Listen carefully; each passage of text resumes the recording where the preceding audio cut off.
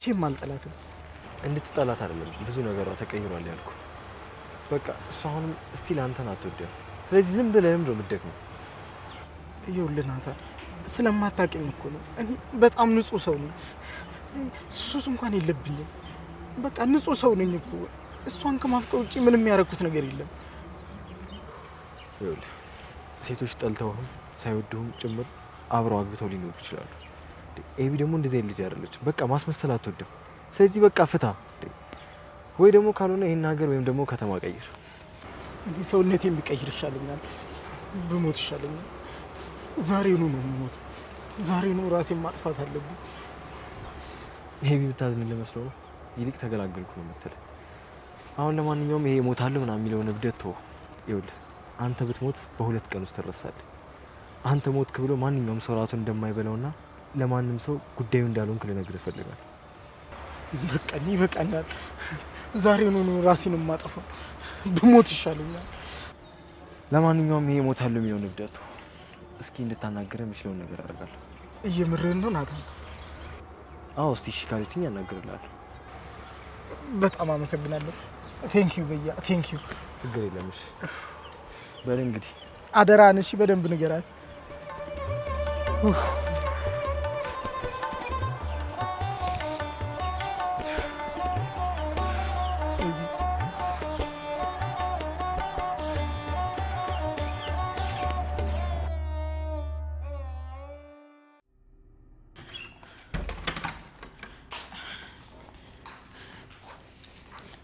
እኔ የምልሽ ግን ማርቲ፣ ወይ እኔ እኮ የሌላው አይደለም የሚገርመኝ፣ ያቺ ልጅ ራሱ መደረቧ እኮ ነው የሚገርመው። መቼም ይሄ ሀሳብ የዋያ አይሆንም፣ ያው የምጥን ነው የሚሆነው። ባለፈው ስላባረርሻቸው ቀን ጠብቀው እንግዲህ መበቀላቸው ነው እርግጠኛ ነኝ። ግን የለዛ እጅ አይኖርበትም፣ የሁለቱ ስራ ነው። እሺ ማርቲ፣ ኦኬ። እኔ የምልሽ ግን ኤቢ ተቀይራለሽ ልበል? ምኗም ነገሩ አላማረኝም። ጥሩ ነው። እስኪ ተይኝ። በእሷ ምክንያት በጣም ብዙ ነገሮች ተፈጥረዋል። ይኸውልሽ ማርቲ፣ እያንዳንዱን ኤቢን በተመለከተ ነገር ማወቅ እፈልጋለሁ። ስለዚህ ትነግሪኛለሽ። እኔ የኔ ቆንጆ መቼ ስራጣ ራሷ ምስጢረኛሽ አይደለች? አንድ ባንድ ትነግርሻለች። እኔ የምልሽ ማርቲ፣ ሰላም ስቲል አሁንም ቆንጆ ናት አይደለ እንዴ? ቆንጆ ብቻ በጣም ቆንጆ ናት። እኔን እንብየው ብላ ከኔ ጋር ሙጭጭ ብላ እዚሁ ቀረች እንጂ እን ጊዜ ብትወጣ ኖሮ ምን መሰለ ትዳር ትመሰርት ነበር። በጣም እኮ ነው የሚገርመው። ከኔም ካንቺም በላይ በጣም ቆንጆ ናት እሷ። አይ መድዬ፣ እኔማ እኮ በቃ አረችው። በይ መኪናው ቆሟል፣ እንሂድ። እሺ ብታይ እንዴት አራስ መጠየቅ እንዳማረኝ። በዛ ላይ ደግሞ እሷን በደንብ መጠየቅ እፈልጋለሁ። ምክንያቱም ያለ ባል መታረስ ምን ያህል ከባድ እንደሆነ ይገባኛል። የገዛንላት ቀይት አለ መቼ ያሹ? ችግር የለውም መዲ፣ ለዛ ታቀብለናለች። እሺ ለዛ እቃውን ይዘሽ መኪና ላይ አምጪ።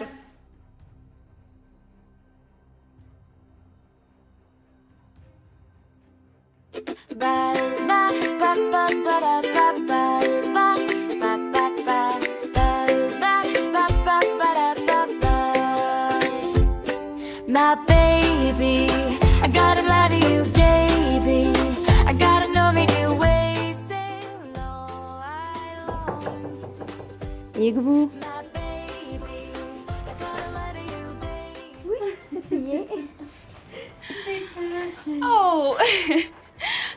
ማርቲዬ፣ እኔ ግን ልጁ ማየት ነው የምፈልገው መጀመሪያ።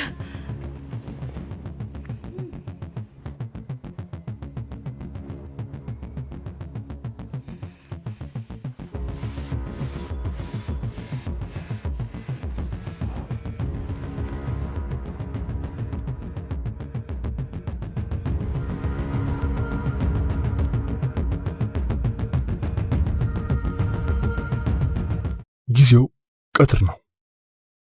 የሻህርጊቱ ክፍሏ ውስጥ አልጋዋ ላይ ጋደም ብላ በሐሳብ ጭልጥ ብላ ነጉዳለች። ሌሊት ለትንሽ ደቂቃ ብቻ ነበር እንቅልፍ ሸለብ ያረጋት። ቢሆንም ብዙ እንቅልፍ አልተኛችም። አሁንም ቢሆን ድካም ሳይበግራት በሐሳብ ማዕበል ከወዲያ ወዲህ እንዳለች ነው። ጥሩ ሰው የሰጣትን መጽሐፍ ለወጉ በእጇ ብትይዘውም ገልጣ ልታነበው አልቻለችም።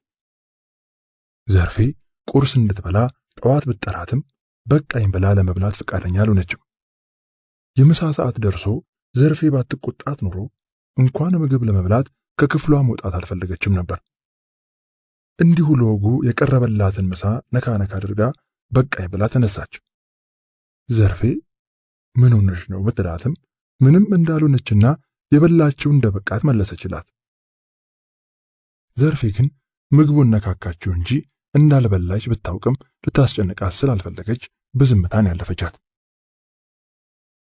ክፍሏ ገብታ አንዴ በጀርባዋ ተኝታ ሌላ ጊዜ በጎኗ ተኝታ አሊያም ከተጋደመችበት ተነስታ አልጋዋ ላይ ግድግዳዋ ላይ ተደግፋ ጉልበቶቿን ሰብስባ አገጯን በማስረከፍ በሐሳብ ጭልጥ እያለች ከጥሩ ሰው ጋር ከተዋወቃቸው ጀምሮ እስከ ተለያዩበት ጊዜ ድረስ የነበረውን ሁኔታ እያስታወሰች በሚያስቀው ብቻዋን ፈገግ እያለች በሚያስተክዘውም ትክዝ እያለች በሐሳብ በመዋለል የእራት ሰዓት ደርሶ ዘርፌ ጠርታት ሳትፈልግ ወደ ራቱ ሄዳ አሁንም እንደነገሩ ነካክታው ተመለሰች። ዘርፌ በአንድ ቀን ውሎ ባሳየቻት የባህሪ ለውጥ ግራ ተጋባች። ምን ሆና ነው? አሟት ይሆን ወይስ? ውስጧ የነገራት የነበረውን ጥርጣሬ ትመን ተመልሳ ይሄማ ሊሆን አይችልም ስትላሰበችና ለማንኛውም በዚሁ የምትቀጥል ከሆነ ሐኪም ዘንድ ወስጄ አስመረምራታለሁ ብላ አስባ ለጊዜው ተወችው። የሻረጊቱ ሌሊቱንም በሐሳብ ቀጣዩንም ቀን እንዲሁ ከክፍሏ ሳትወጣ ለምግብ ብቻ ስትጠራ እየወጣች እንደ ነገሩ ደርሳ እየተመለሰች በሐሳብ መጠመድ ቤቱ ውስጥ ጥያቄ አስነስቶ ምን እንደሆነች በእናቷም በዘርፌም በኩል ተደጋጋሚ ጥያቄ ስለበዛባት ትንሻም ወይ ነው የሚል መልስ የውሸት ሰጠቻቸው። ወደ ሐኪም ቤት መሄድ እንዳለባት እየተናገሩ ቢያስጨንቋት በኋላ ላይ ተሽሎኛል ብላ ጥርጣሬያቸውን ለማስለወጥ ጥሩ ሰው የሰጣትን መጽሐፍ ሳትወድ በግዷ ለመደበቂያ ስለሚሆናት የተወሰነ ታነብ ጀመር። አንዴ የመጽሐፉን ሐሳብ ለመያዝ አንዴ የራሷን ሐሳብ ለመያዝ ተቸግራ የተወሰኑ ገጾች እየተሰላቸች ለማንበብ ሙከራ በማድረጓ የተወሰነው እየገባት የተወሰነው በሐሳብ ስትወሰድ እየዘነጋችው ሄደችና የኋላ ኋላ እየቆየች ስትሄድ የመጽሐፉ ታሪክ እየመሰጣት ከገጽ ገጽ እየፈጠነች ማንበቡን ተያያዘችው። የመጽሐፉ ገጾች እየተናዱ በሄዱ ቁጥር በመጽሐፉ ውስጥ የተሳሉ ገጸ ባህሪያት ማንነታቸው እየጎላ በአካል የምታውቃቸው እስኪመስላት ድረስ በስሜት ከነሱ ጋር እየወደቀች እየተነሳች ንባቧን ቀጠለች። በዚህ ጊዜ በተወሰነ መልኩ ያ ሲያስጨንቃት ከነበረው ሐሳብ መውጣት ችላ ነበር። ይበልጥ ሰብለ ወንጌል የተባለችው የመጽሐፉ ዋና ገጸ ባህሪ በተለየ መንገድ ቀለቧን ገዝታ ያዘቻት። ስታዝን እያዘነች፣ ስትደሰት እየተደሰተች በስሜት አብራት ትጓዝ ጀመር። አንዳንዴ ነባባን ቆም አድርጋ የሰብለ ወንጌልን ሁኔታ ስታስብ የራሷ ሕይወት ድቅን ይልባታል። በሁለቱም ዙሪያ የከበባቸው የቤተሰብ ማንነት፣ አስተሳሰብ፣ ወግ፣ ልማድና ባህል አንድ አይነት ነው። እንዲያውም በሁሉም ነገር ተመሳሳይ ናቸው። ምናልባት ሰብለ ወንጌል ጎጃም ገጠር መወለዷ እሷ አዲስ አበባ ከተማ ተወልዳ ማደጓ ካልሆነ በስተቀር የአንድ ዘመን ውልደት የአንድ ሳንቲም ገጽታዎች እንደሆኑ ተረዳች። በዚህ ሁኔታ በንባቡ ተመስጣ አንዴ ስለ ሰብለ ወንጌል ሌላ ጊዜ ስለ አስተማሪው በዛብህ እንዲሁም ስለ ጉዱ ካሳና ስለ ፊት አውራሪ መሸሻ ሁኔታ ባነበበች ቁጥር ምን ይፈጠር ይሆን እያለች ከገጸ ባህሪዎቹ ጋር በሐሳብ ባህር እየዋኘች ከገጽ ወደ ገጽ ከምዕራፍ ወደ ምዕራፍ እየተገላበጠች ስታነብ ቆይታ ድካምም ስለተሰማት ከቤት ወጥታ ወደ ጥላውን መሄድ ፈልጋ መጽሐፉን አስቀምጣ ከቤት ወጣች። የምሽቱ ቀዝቃዛ አየር ፊቷን ሲመታት በተወሰነ መልኩ የመነቃቃት ስሜት ውስጧ ተፈጥሮ ወደ ጥላውን ክፍል ሄዳ በሩን ስታንኳኳ ጥላውን ከውስጥ ሆኖ ይግቡ አለ። የሻረጊቱ ወደ ውስጥ ዘልቃ ስትገባ ጥላሁን በብረት ካውያ እሳት ሞልቶ ቤት ውስጥ ባለ ትልቅ ሳጥን ላይ ከስር ጨርቅ አንጥፎ የደጃዝማች አካለ ወልድን ሸሚዝ፣ ኮትና ሱሪ ሲተኩስ ተመለከተችውና እንዴት አመሸጋሽ ጥሌ አለችው። ጥላሁን ልብስ መተኮሱን አቁሞ ወደ ኋላ ዞሮ ሲመለከት የሻረጊቱ ሆና በማግኘቱ ተገርሞ አንቺ ነሽ እንዴ የሽዬ አለ በፈገግታ ተሞልቶ። ልብስ እየተኮስክ ነው መሰለኝ። የአባትሽን ልብሶች እየተኮስኩ ነው። ስራ አስፈታውካ? ኧረ በጭራሽ ስራ ላስፈታሽ እንጂ እየጨረስኩ ነው አለና በእሳት የጋለውን ካውያ ልብሱን እንዳያቃጥለው አንስቶ የብረት ማስቀመጫ ላይ ያስቀመጠውና ለጫወታ ወደ እርሷ ዞሮ የትምህርት መዘጋት እስረኛ አደረገሽ አይደል? ያን ያህል እንኳን እስረኛ አልሆንኩም። መጽሐፍ እያነበብኩ ስለነበር አልታወቀኝም። ጥሩ ነው። እኔማ ይሄ መንቀሳቀስ የለመደ ሰውነት እቤት መዋል ሲጀምር የሚጨንቀው ይመስለኝ ነበረ። ልክ ነህ። የተወሰነ ስሜት ነበረው፣ ግን እኔ ያንን ስሜት አላዳመጥኩትም። ጥሩ ሰው ቆንጆ መጽሐፍ ሰጥቶኝ ሄዶ ስለነበር እሱን ሳነብ ጊዜው ሳላቀው ይሄዳል አለችው። እግረ መንገዷን ስለ ጥሩ ሰው አውርታ አዲስ መረጃ በመፈለግ እውነትሽ ነው አለ ጥላሁን። የጥሩ ሰው ስም ሲነሳ ጆሮ ሁሉ ቆሞ በመደነቅ እንዴት አይነት መጽሐፍ ሰጠ መሰለ። ጥሩ አድርጓል። ለነገሩ እሱ በመጽሐፍ ቀለቡ ነው። መጽሐፍ ከያዘ በቼ ሰው ያዳግራል። ሁልጊዜ ያነባል እንዴ ብላ ስለሱ እንዲያወራ ፈልጋ ጠየቀችው። ሐሳቧ ስለገባው ያነባል እንዴ አንቺን ትምህርት ቤት አድርሶ ከተመለሰ በኋላ ስራው ምን ወደዳ?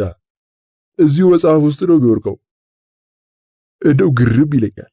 ያን ያህል ጊዜ መጽሐፍ በማንበብ ጊዜውን ማባከሩ ምን ሊያተርፍ አለና ከጣሳው ውስጥ ውሃ በመዳፉ ላይ ቀንሶ የሚተኩሰው ልብስ ላይ አርከፍክፎ ካውያውን አንስቶ መተኮስ ጀመረ። መጽሐፍ ማንበብማ ትልቅ ጥቅም አለው ጥልዬ። አይሽ ወረቀት ላይ አፍጥጦ ጊዜ ከመግደል ውጪ ምን ይሆን ጥቅሙ? ጥልዬ መጽሐፍ ማንበብ እኮ ዕውቀት ይሰጣል። ዕውቀት ደግሞ ብርሃን ነው አለችና የብርሃንን ትርጉም በምን እንደምታስረዳው አሰበችና ብርሃን ማለት አሁን ልብስ የምትተኩስበት ካውያ፣ መኪና፣ አውሮፕላኑ፣ አሁን ከተማ ውስጥ የምናየው ቤት፣ መርከብ፣ ሕክምና፣ ሌሎችም ያልገለጽኳቸው ብዙ በዓለም ላይ ያሉ ነገሮች በንባብ ከሚገኘው ዕውቀት ብርሃን አማካኝነት የሚገኙ ናቸው።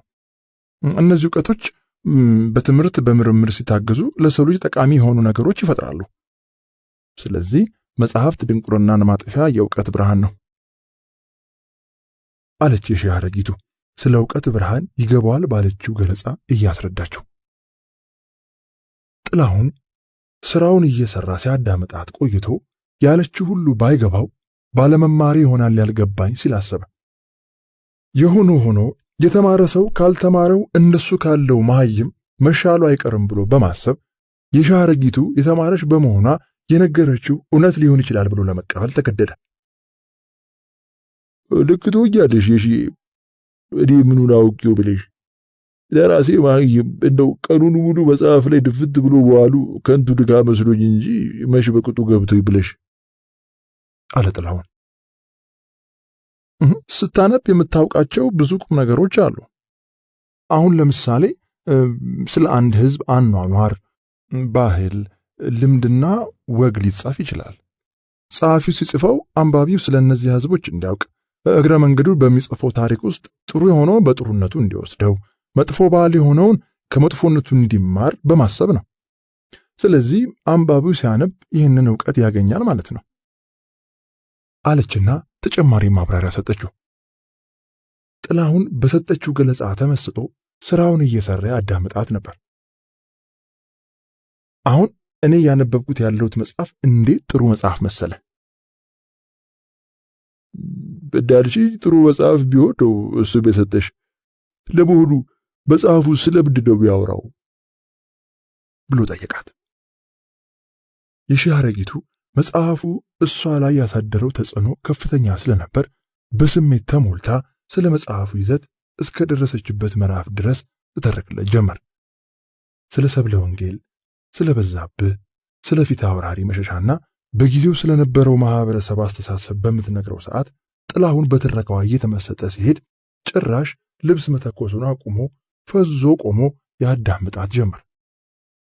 የሺህ አረጊቱ በጣፋጭ ገለጻ ተርካ ጨርሳ ስትቆም ጥላሁን ስሜት ውስጥ ገብቶ እያዳመጣት ስለነበር በማቋረጧ ተከፍቶ መጨረሻውን ለማወቅ በመጓጓት እባክሽ ቀጥይ አታቋርጪ በማለት ይለመናት ጀመር። የሺህ አረጊቱ በስሜት ተይዞ ማዳመጡ እሷንም አስደስቷት በጥያቄው ሳቀችና እስከነገረችው ድረስ ብቻ እንዳነበበች ስትገልጽለት ባልጀመርሽው ይሻል ነበር፣ ታዲያ መቼ ነው ቀጣዩን ብትነግሪኝ ብሎ ጓግቶ ጠየቃት። ከወደድከው በየቀኑ የደረስኩበትን እየመጣው ተርክልሃለሁ። እባክሽ እንዴት ያለው ወግ ነው! ቶሎ ቶሎ እያነበብሽ የደረስሽበት ንገሪ። ግድ የለም እነግርሃለሁ እንዳለች ከውጭ ዘርፍ ስትጠራ ሰምታ መጣሁ ጋሽ ጥላሁን ጋር ነኝ አለችና በቃ ጥልዬ ደህና ደር ብላው ወጣ ሄደች። ጥላሁን በነገረችው ታሪክ ተመስጦ ስለነበር ከተሰናበታት በኋላ ወደ ስራው ተመልሶ እየሰራ የነገረችውን ታሪክ እሱ ከሚያውቀው የቤተሰቡ ታሪክ ጋር እያመሳከረ በመገረም ምን ይፈጠር ይሆን በሚል ያሰላስል ጀመር። ክፍል 14 ጥሩ ሰው ወደ ድሬዳዋ ከሄደ 4 ቀን ሆኖታል። የሺህ አረጊቱ ረጅሙን ጊዜዋን መጽሐፉን በማንበብ ነው የምታሳልፈው። አልፎ አልፎ ድካም ሲሰማትና ማረፍ ፈልጋ በምታርፍ ሰዓት ጥሩ ሰው ወደ አእምሯ እየተመላለሰ ይመጣል። ከሄደ 4 ቀን የሆነው ቢሆንም ለረጅም ጊዜ እንደተለያዩ ነው የሚሰማት። እናም ውስጧ እሱን መናፈቅ ጀምሯል። በዚህ ድርጊቷ እየተገረመች ፍቅር ያዘኝ እንዴ ትልና ባዶ ቤት ብቻዋን ትስቃለች። በእርግጥም አምና መቀበሉን አልፈለገችም እንጂ ፍቅር እያያዛት እንደሆነ ገብቷታል። ምክንያቱ ደግሞ ፍቅር እስከ መቃብርን እያነበበች በመጽሐፍ ውስጥ ባሉ ገጸ ባህሪያት ምትክ እሷን በሰብለ ወንጌል ቦታ ጥሩ ሰውን ደግሞ በበዛብህ ቦታ አድርጋ እየሳለች ማሰብ መጀመሯ ነው። አንዳንዴም ማንበቧን ሁሉ ታቆምና ለረጅም ሰዓት ይህንኑ ጉዳይ እያብሰለሰለች ትቆያለች። ታዲያ ይሄ ሐሳቧ በስቶ ውስጧን ሲያስጨንቀው ሰበብ ፈልጋ የመጽሐፉን ታሪክ ልትነግረው ጥላሁን ጋር ትሄድና የደረሰችበትን ታሪክ ነግራው ስትጨርስ ሰበብ ፈልጋ ስለ ጥሩ ሰው መጠየቁ አይቀርም። ጥሌ መቼ ነው የሚመጣው? ጥሩ ሰው ባለትሽ ነው? ቆይ እኮ አይመጣም እንዴ? ይመጣል ልጅ፣ ብዙ እንደማይቆይ ነው የነገረኝ። ቢመጣ ጥሩ ነበር። ኮሌጅ ደርሼ ሁኔታውን አይቼ መጣ ነበር። ጥላሁንም ሁኔታዋን ተረድቶ ለጠየቀችው ጥያቄ ምላሽ ከመስጠት አልፎ ምክንያት እየፈለገ ስለሱ ያወራላታል። እሷም ደስ ይላታል። በዚህም ሁኔታዋ ፍቅር እንደያዘ ታውቋል። ከምትነግረው የሰብለ ወንጌልና የበዛብህ ታሪክ ጋር እያገናኘ አቻ ናቸው። የዘርና የሀብት ጉዳይ ካልሆነ በስተቀር በውበትም በእድሜም ተቀራራቢ ናቸው። ቢፋቀሩ ሲል ያስባል። ግን ደግሞ ይሰጋል። እኚህ ኃይለኛ አባቷ ቢያውቁ ሊፈጠር የሚችለው አደጋ ከባድ ስለሚሆን ስጋቱ እውነት አለው። የሺህ አረጊቱም ዕለት ዕለት እየተቀራረቡ በሄዱ ቁጥር መጀመሪያ አካባቢ ስለ ጥሩ ሰው ማንሳቱ ያሳፍራት የነበረ ቢሆንም አሁን ግን በተወሰነ መልኩ ያ ፍርሃቷ ተወግዶ በድፍረት ስለሱ ማውራት ጀምራለች። ከዚህ ቀደም ለጥላሁን ጸጉሩ ላይ ውሃ ሲጨምርለት ያደረገውን ድርጊት አስታውሳ እየሳቀች ተንኮለኛ ልጅ ነው። ባለፈው እኮ ጸጉሩ ላይ ውሃ ሲጨምር ሆን ብሎ እየሳቀ ነበር ወደ ሱሪ ሲጨምር የነበረው። አይተሽልኝ ያለካ ቢሰራው ተኩል። ታዲያስ እናንተ አላያችሁኝም? ክፍሌ ውስጥ ሆኜ በመስኮት እየተመለከትኳችሁ ነበር። አየሽልኝ አይደል ተኩሉን? ሆን ብሎ ጨምሮብኝ ሲያበቃ አውቄ አይደለም ብሎ ሲዋሸኝ እኔ ግን ሆን ብሎ እንዳደረገው ገብቶኛል ብሎ እሱም አስታውሶ ሳቀ። ሌላም ያደረጋቸውን ድርጊቶች እያወሩ አብረው ይስቃሉ፣ ይጫወታሉ። በዚህ ሁኔታ እንዲህ እየተጫወቱና እያወሩ ያነበበችውንና የደረሰችበትን እየተረከችለት ቀናቶች ሄዱ። አንድ ቀን ስለ መጽሐፉ ታሪክ ስተረክለት ጉዱ ካሳ ስለሚባለው ገጸ ባህሪ አንስታ እንዴት እንደምትወደውና እንደምትቀናበት ነገረችው።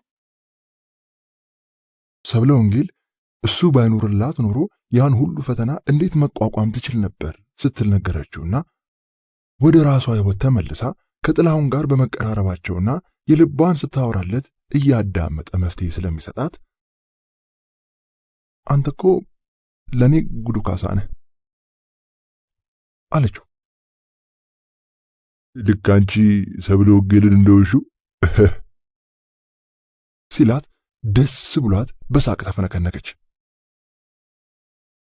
አንድ ቀን ታዲያ ጥሩ ሰው በሄደ 6ኛው ቀን ጥላሁን የሺህ አረጊቱን ቀኑን ሙሉ ሳያያት ዋለ። ምን ሆና ነው? በቀን 2-3 እንዳልመጣች ካሁን ትመጣለች እያለ የመጽሐፉን የመጨረሻ ታሪክ ለማወቅ ጓጉቶ ቢጠባበቅም ሳትመጣ በመቅረቷ መቼም በደናዋ የቀረች አይመስለኝም።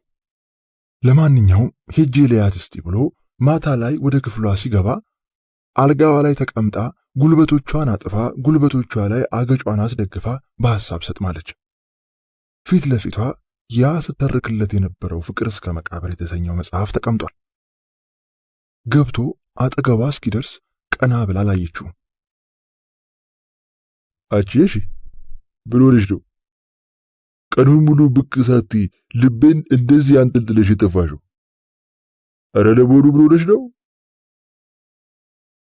የሺህ አረጊቱ እንደዚያው ጉልበቷ ላይ እንደተኛች ቀና ብላ ሳታየው በመቅረቷ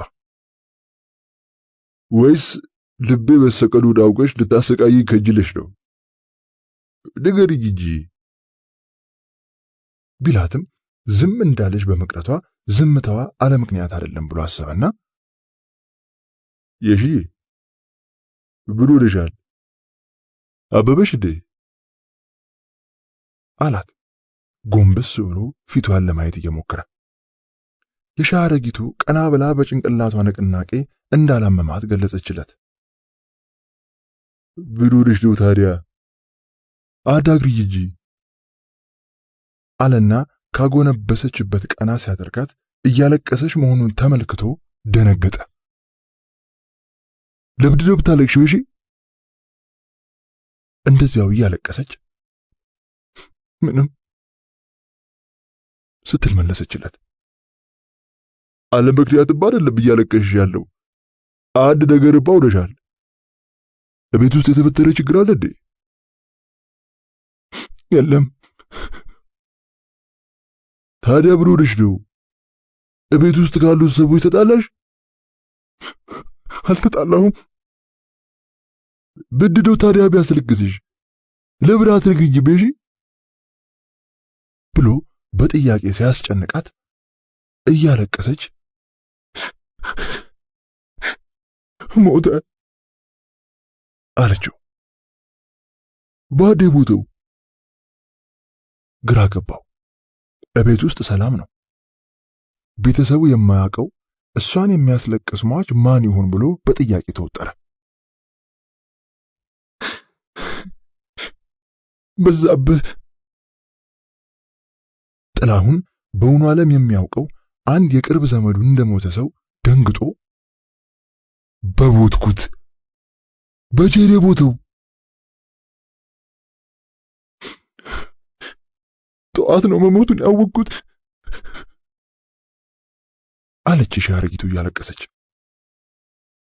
ጥላሁን አፉን በመዳፉ ይዞ ደንግጦ እንደቆመ ለደቂቃዎች ስለሟቹ በዛብህ እያሰላሰለ በሐዘን ቆይቶ ወደ ራሱ ሲመለስ ሞቴ የምትለው ሰው በአካል የነበረ ደምና ስጋ የለበሰ ትክክለኛ ነፍስ ያለው ሰው ሳይሆን በመጽሐፍ ታሪክ ውስጥ የተሳለ የሰው አምሳል መሆኑን ሲረዳ በራሱ ድርጊት ተገርሞ ሳቅ አለና ወይ ጉድ! እኔንም እኮ አንድ የማውቀው የቅርብ ሰው እንደሞተ አስደነገጠኝ እኮ ወይ ቂልነት ብሎ ድጋሚ ሳቀና በይ አሁን ለቅሶ ዳቁቢ አላት። ጥላሁን ምን ያህል የመጽሐፉ ታሪክ እንደ ገሃዱ ዓለም እውነታ ስሜቱን ቆንጥጦ ይዞት እንደነበረ ድንጋጤውን አስታውሶ ድጋሚ እየሳቀ በይ የሺ አሁን ለቅሶ ዳቁቢ የቦታው ሰው ሳይሆን መጽሐፍ ውስጥ ያለ ባለ ታሪክ ነው እያለ ሊያግባባት ቢጥርም የሻርጊቱ ግን ያንን አምና ለመቀበል ተቸግራ ከዚያ ከባድ ሐዘን ውስጥ ለመውጣት አልቻለችም ነበር። ጥላሁን በብዙ ውትወታ ከለቅሷ ቢያስቆማትም እንደ ቀድሞ ልትጫወትና ልታወራው ስላልቻለች አጽናንቷት ተመልሶ ወደ ክፍሉ ሄደ። የሻርጊቱ የበዛብህ መሞት በጣም ሐዘኗን ስላበዛው ከክፍሏ ሳትወጣ አድራ ዋለች። በማግስቱ አመሻሽ ላይ ክፍሏ ውስጥ አልጋዋ ላይ እንደተቀመጠች ከክፍሏ ውጪ ግቢው ውስጥ የሰዎች ንግግር ሰምታ ንቅት ብላ ታዳምጥ ጀመር። እንዴት ጥሩ ሰው የሚለውን የጥላሁንን ንግግርና እግዚአብሔር ይመስገን ሰላም ነኝ የሚለውን የጥሩ ሰውን ድምፅ ስትሰማ ከአልጋዋ ላይ ዘላ ወርዳ እርምጃ ጀመረችና በሩ ጋር ስትደርስ በራሷ ድርጊት ታፍራ በመቆም ምን ልሆን ነበር ስትል እንደዚያ ከአልጋ ላይ ዘሎ ያስወረዳትን ሁኔታ ስታስታውስ ድርጊቷ አስገርሟት እየሳቀች ተመልሳ አልጋ ላይ ወጥታ ተቀመጠች። ክፍል 15 በማግስቱ ጥሩ ሰው በጠዋት ነው የተነሳው። የሻርጊቱን ለማየት ጓግቷል። ከአዲስ አበባ ወደ ድሬዳዋ ከሄደ ጊዜ ጀምሮ በአእምሮ እየተመላለሰች እንዲሁ ስታስጨንቀው ነው የከረመችው። ማታም ከመጣ በኋላ ከሂርና ገዝቶ ይዞት የመጣውን ብርቱካን ለቤተሰቡ ሊሰጥ ሄዶ በሰበቡ ሊያዝ ቢፈልግም ከክፍሏ ሳትወጣ በመቅረቷ ድካሙ ከንቱ ሆኖ ሳያያት ነበር ወደ ክፍሉ የተመለሰው። ጠዋት ታዲያ ዘርፌ ከተማ ውስጥ ያለው ግርግር ስለበረደ ትምህርት ቤቱ ሊከፈት ስለሚችል ታደርሳታለህ ተዘጋጅ ብላ ስትነግረው በውስጡ ደስ ነበር ያለው። መኪናው ጋር ቆሞ ሲጠባበቅ ሰዓቱ ደርሶ የሻርጊቱ ባለባበሷ ጥንቃቄ አድርጋ እጅግ ተውባ ከቤት እንደቀድሞ በፊት ለፊት በሳሎኑ በረንዳ ሳይሆን በኋላ በኩል ስትወጣ ጥሩ ሰው መኪናውን ተደግፎ ወደ ፊት ለፊት እያየ ስለነበር ቀስ ብላ ድምጿን ሳታሰማ ደርሳ ስትከፍት ድምጽ ሰምቶ ወደ ኋላው ሲዞር የመኪናውን በር ከፍታ ስትገባ ተመለከታት። ባልጠበቀው ሁኔታ እንደዚያ አምራና ተውባ መኪና ውስጥ ስትገባ በአድናቆት አፉን ከፍቶ ተመልክቶ ምንም ሳይናገር እዚያው ለተወሰነ ሰከንድ ቆመ። ወዲያው አባትየው አይተውት እንደሆነ ተጠራጥሮ ዞሮ ሲመለከት ደጃዝማች አካለ ወልድ በጸሎት መጽሐፍ ላይ ተጠምደው እንዳላዩት ሲያውቅ ፈጥኖ ወደ መኪናው ሄዶ ከገባ በኋላ መኪናውን አስነስቶ ከግቢው ወጥቶ ሄደ። ከመንደሩ ውስጥ ወጥተው ዋናው አስፓልት ላይ እስኪወጡ ድረስ ሁለቱም ምንም ሳይነጋገሩ በየራሳቸው ሐሳብ ውስጥ አንዳቸው ስለ አንዳቸው እያሰቡ ዝም እንደተባባሉ ቆይተው በኋላ ላይ የሻርጊቱ ከሄድክበት በሰላም ተመለስክ ስትል ዝምታውን ሰበረችው። አዎ በሰላም መጣሁኝ አላት ከሐሳቡ ተመልሶ። እናትህ እንደናገኛቸው? ደህና ነች፣ በሰላም አገኘኋት ብሎ መለሰላትና እንደገና ሁለቱም በዝምታ ተዋጡ። ጥሩ ሰው ዝምታውን ለመስበር በምን ምክንያት ላናግራት እያለ ሲያስብ ቆይቶ ትዝ ሲለው መጽሐፍ እንድታነብ ሰጥቷት ስለነበር እንዲያውም ጥሩ መወያያ ይሆናል ብሎ መጽሐፉን አንብበሽ ጨረሽው እንዴ ሲል ጠየቃት።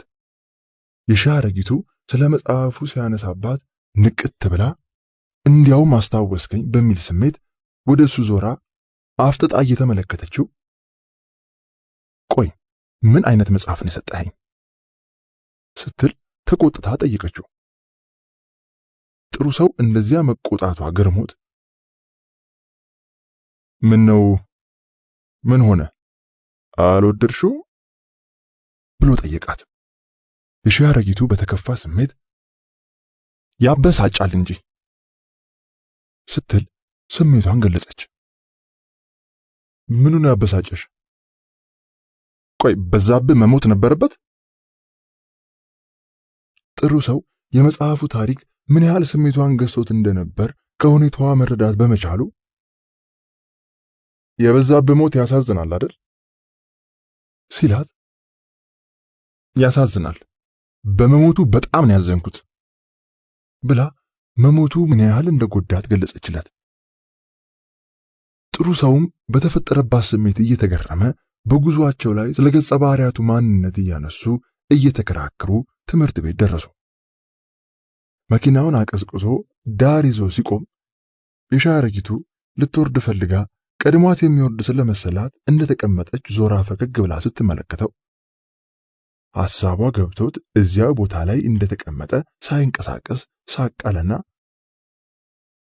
ውረጅ እንጂ አላት። ገርማት ሳቀችና ተስማማን እንዴ? የሚያስከፋሽ ከሆነ የውጭውን እተዋለሁ። የሻይ አረጊቱ ደስ አላትና አመሰግናለሁ፣ ምንም አይደል፣ ተመልሼ ስለምመጣ እዚሁ ጠብቀኝ ብላ ሳቅ አለችና አይዞ እንደ በቀደሙ አልቀጣህም፣ ትምህርት መጀመሩንና ለመጀመሩን አረጋግጬ ብቻ ነው የምመለሰው። እጠብቅሻለሁ ሲላት ደስ ብሏት በፈገግታ ተሞልታ ከመኪናው በመውረድ ወደ ትምህርት ቤቱ ቅጥር ግቢ ሄደች።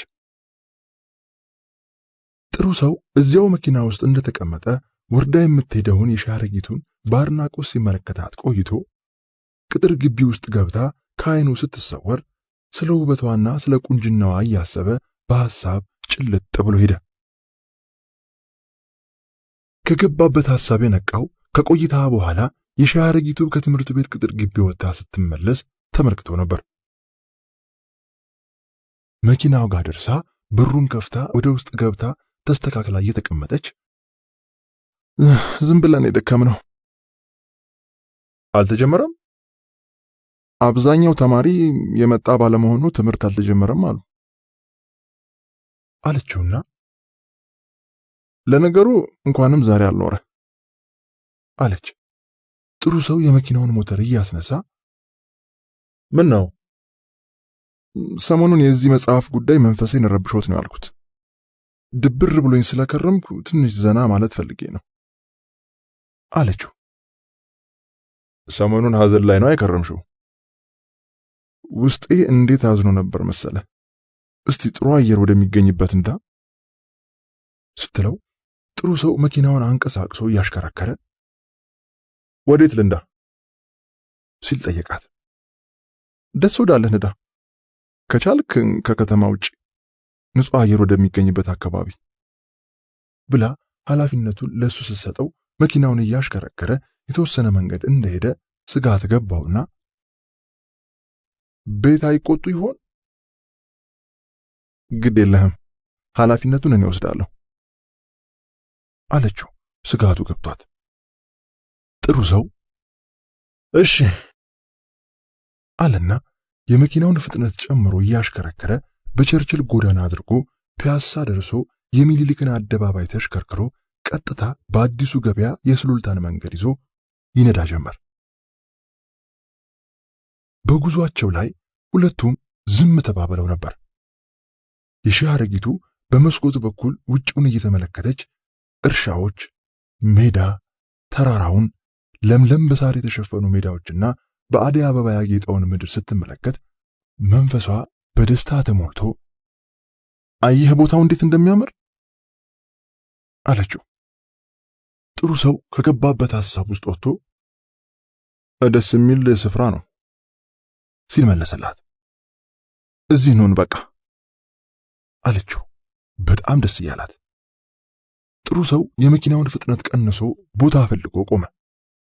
የሻይ አረጊቱ ከመኪናው ወርዳ በአድናቆት አይኖቿን ጨፍና ነፋሻውን አየር ወደ ውስጧ በመሳብ መልሳ ተነፈሰችው። በለምለም ሳርና አደይ አበባ ያጌጠውን መስክ እየተመለከተች ጥቂት ቆየችና እጆቿን ወደ ግራና ቀኝ ዘርግታ ቀስ እያለች የተወሰነ ሄደች። ውስጧ በደስታ ሙላት ተሞልቶ ሜዳው ላይ ትሮጥ ጀመር። ጥሩ ሰው ከመኪናው ወርዶ የሻይ አረጊቱ በደስታ እንደ ሕፃን እየቦረቀች ስትሮጥ ተገርሞ ይመለከታት ነበር። የሻይ አረጊቱ ሜዳው ላይ ሮጣ ድክም ሲላት ቁና እየተነፈሰች ሜዳው ላይ እጆቿን ዘርግታ በጀርባዋ ተዘረራ ተኛች። በሁኔታዋ እየተገረመ ሲመለከታት ቆይቶ እዚያው ሜዳ ላይ በጀርባዋ ተዘረራ እንደተኛች ሳትነሳ በመቅረቷ ደንግጦ እየሮጠ ወደሷ ሄዶ ሲመለከታት አይኖቿን እንደጨፈነች ምንም እንቅስቃሴ ባለማድረጓ በጣም ደንግጦ የሺ አመመሽ እንዴ ብሎ ቢጠይቃትም ምንም ምላሽ ከሷ ባለማግኘቱ ተጨንቆ ቁጢጥ በማለት ሰውነቷን እየነቀነቀ ስሟን በመጣራት ደህንነቷን ለማረጋገጥ ጥረት ቢያረግም የሻይ አረጊቱ ጸጥ ብላ በመቅረቷ በድንጋጤ የሚይዘው የሚጨብጠው ጠፋው። የሻይ አረጊቱ መደንገጡን በማወቋ አሳዝኗት አይኖቿን ገልጻ እየሳቀች ሰራውልህ ደነገጥክ አይደል ትስቅ ጀመር። በህይወት መኖሯን ሲረዳ የእፎይታ ትንፋሽ ተንፍሶ ነገረ ስራዋ ገርሞት እየተመለከታት አስደነገጥሽኝ እኮ አላት። የሻይ አረጊቱ በድንጋጤው ስትስቅበት ቆይታ አጠገቧ እንዲቀመጥ ነግራው አጠገቧ መጥቶ ሲቀመጥ አሻግራ አካባቢውን በአይኗ እየቃኘች አየህ ቦታው እንዴት እንደሚያምር ደስ የሚል ቦታ ነው አላት። እሱም የአካባቢውን ውበትና ልምላሜ እያደነቀ እንደዚህ አይነት ስፍራዎች ለውስጥ ሰላም ይሰጡሃል፣ የመንፈስ ምግቦች ናቸው። እዚህ ከምንም ነገር ነፃ ወጥተህ ትደሰታለህ። ነፃነት ደግሞ ለሰው ልጅ የተሰጠ ጸጋ ነው አለችው። ልክ ነሽ፣ ተፈጥሮ የመንፈስ ምግብ ነው አለና ሐሳቧን ደገፈላት። በእርግጥም ትክክል ነበሩ። ተፈጥሮ ለሰው ልጅ እጅግ አስፈላጊ ነገሮች ናቸው። የሰው ልጅ ግን ይህንን ጥቅም ባለመረዳት የተፈጥሮ ሀብቶቹን እያወደመ በራሱ ላይ ችግር